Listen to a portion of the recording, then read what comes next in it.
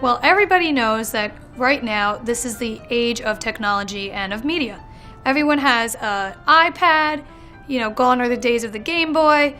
Now it's the iPad, now it's the iPhone, now it's, all YouTube on there and everything else. Now it's just the days of you're going to a restaurant and you've got to whip out the iPad for the child. What kind of impact does that have on a child's development? Well, it has a lot of impact on them, and not for the good. Sometimes it can help them with learning numbers and letters, and there are some great games in that. In, about 10 to 20 minutes a day is max. But when you're starting to use these things in place of other ways of learning, then it poses a problem. We're already in an age where communicating and engaging with people face-to-face is limited because everyone's already texting and emailing. So we have to be very cognizant and very mindful that, when we grew up as parents, we were talking to each other and playing with each other. And you want to be able to provide those opportunities for your children.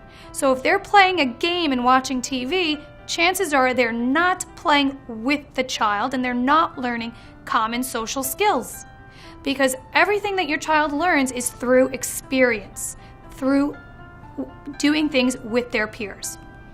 And also through observation. So if they're watching you on your phone all day, they might think that that's the way to do it these days. So you also want to remember that what you do impacts your child's development as well.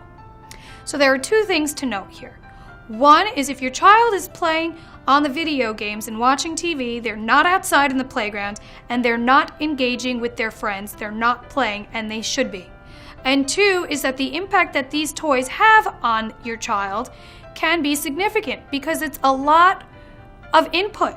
It's a lot of visual stimulation, and you might find that they're not able to actually attend to people then because they're so used to looking at a screen rather than a person. Providing an opportunity for your child to use an iPad may not be detrimental. You can have them play a game for 10 to 20 minutes a day, whatever time of day that is, and that's fine. But once you start to introduce that at mealtime, when you're out at restaurants, consider this. That child will always associate the iPad with the restaurant. They'll never be able to have a meal and talk to you about their day because they'll just automatically assume that they're sitting at a restaurant having that iPad.